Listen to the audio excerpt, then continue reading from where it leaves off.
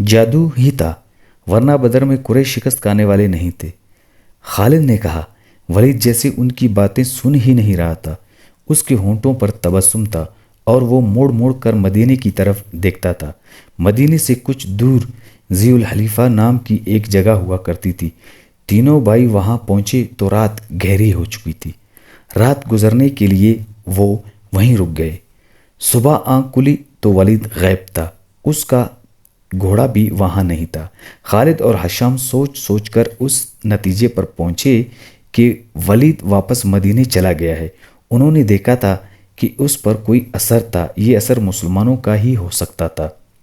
دونوں بھائی مکہ آ گئے۔ چند دنوں بعد انہیں مدینہ سے ولید کا زبانی پیغام ملا کہ اس نے محمد صلی اللہ علیہ وآلہ وسلم کو خدا کا سچا رسول تسلیم کر لیا ہے، اور وہ آپ صلی اللہ علیہ وآلہ وسلم کی شخصیت اور باتوں سے اتنا متاثر ہوا ہے کہ اس نے اسلام قبول کر لیا ہے۔ مورخین لکھتے ہیں کہ ولید بن الولید رسول اکرم صلی اللہ علیہ وآلہ وسلم کے منظور نظر رہے، اور انہوں نے مذہب میں بھی اور کفار کے ساتھ معرکہ آرائی میں بھی نام پیدا کیا۔ خالد کو اس وقت بہت غصہ آیا تھا۔ ایک تو اس کا بھائی گیا، دوسرے 4000 درہم گئے، چونکہ قریش اور مسلمانوں کے درمیان خونی دشمنی پیدا ہو چکی تھی۔ اس لیے مسلمانوں نے یہ رقم واپس نہ کی۔ رقم واپس نہ کرنے کی وجہ یہ تھی کہ ولید نے رسول کریم صلی اللہ علیہ وآلہ وسلم کو بتا دیا تھا کہ قریش مسلمانوں کے خلاف فیصلہ کن جنگ کی تیاری کر رہے ہیں، اور اس لیے کہ بے انداز درہم و دینار اکٹھے کیے جا چکے ہیں۔ خالد مدینے کی طرف چلا جا رہا تھا۔ اسے افق سے ایک کوہان سی ابھری ہوئی نظر آنے لگی۔ خالد جانتا تھا یہ کیا ہے۔ یہ احد کی پہاڑی تھی جو مدینہ سے 4 میل شمال میں ہے۔ اس وقت خالد ریت کی بڑی لمبی اور کچھ اونچی ٹیکری پر چلا جا رہا تھا۔ احد احد! خالد کے ہونٹوں سے سرگوشی نکلی اور اسے اپنی للکار سنائی دینے لگی، میں ابو سلیمان ہوں، میں ابو سلیمان ہوں۔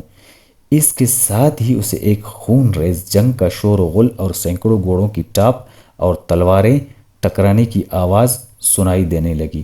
خالد یہ جنگ لڑنے کے لیے بےتاب تھا اور اس نے یہ جنگ لڑی۔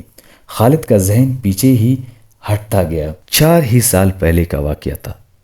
مارچ 625 ہجری شوال 3 ہجری کے مہینے میں قریش نے مدینہ پر حملہ کرنے کے لیے جو لشکر تیار کیا تھا وہ مکہ میں اکٹھا ہو چکا تھا۔ اس کی کل تعداد 3000 تھی۔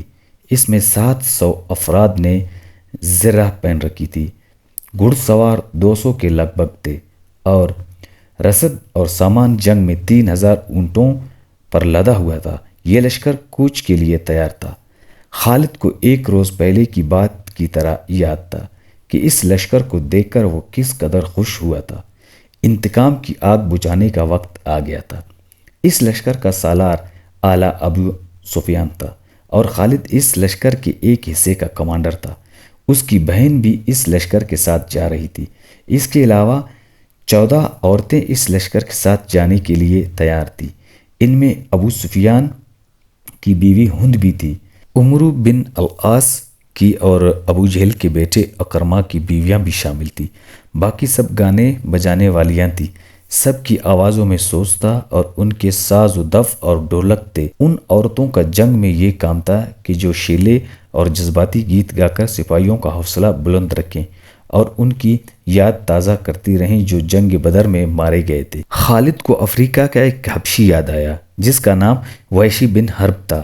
وہ قریش کے ایک سردار جبیر بن مطعم کا غلام تھا۔ وہ دراز قد، سیاہ روح اور طاقتور تھا۔ اس نے برچی مارنے کے فن میں شہرت حاصل کی تھی۔ اس کے پاس افریقہ کی بنی ہوئی برچی تھی۔ اس کا افریقی نام کچھ اور تھا۔ اسے عربی نام جبیر نے اس کی جنگی کمالات دیکھ کر دیا تھا۔ بن حرب کوچ سے کچھ پہلے جبیر بن مطعم نے اسے کہا، مجھے اپنا چچا کا خون کا بدلہ لینا ہے، شاید مجھے موقع نہ مل سکے۔ میرے چچا کو بدر کی لڑائی میں محمد صلی اللہ علیہ وآلہ وسلم کے چچا حمزہ رضی اللہ تعالیٰ نے قتل کیا تھا۔ اگر تم حمزہ رضی اللہ تعالیٰ عنہ کو قتل کر دو تو میں تمہیں آزاد کر دوں گا۔ حمزہ رضی اللہ تعالیٰ عنہ میری برچی سے قتل ہوگا آقا، وحشی بن حرب نے کہا۔ یہ حبشی غلام اس طرف جا نکلا جہاں وہ عورتیں اونٹوں پر سوار ہو چکی تھی۔ جو اس لشکر کے ساتھ جا رہی تھی۔ ابو وسما کسی عورت نے پکارا۔ یہ وحشی بن حرب کا دوسرا نام تھا۔ وہ رک گیا، دیکھا کہ ابو سفیان کی بیوی ہند اسے بلا رہی تھی۔ وہ اس کے قریب چلا گیا۔ ابو وسما ہند نے کہا، حیران نہ ہو، تجھے میں نے بلایا ہے۔ میرا سینہ انتقام کی آگ سے جل رہا ہے، میرا سینہ ٹھنڈا کر دے۔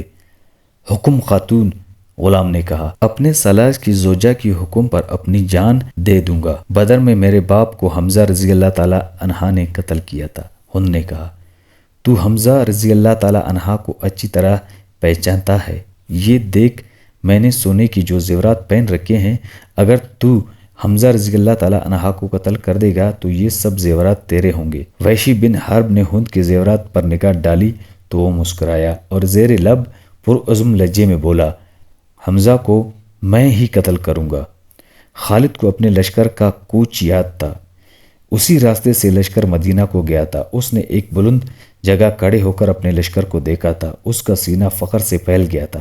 اسے مدینہ کے مسلمان پر رحم آ گیا تھا، لیکن اس رحم نے بھی اسے مسرت دی تھی۔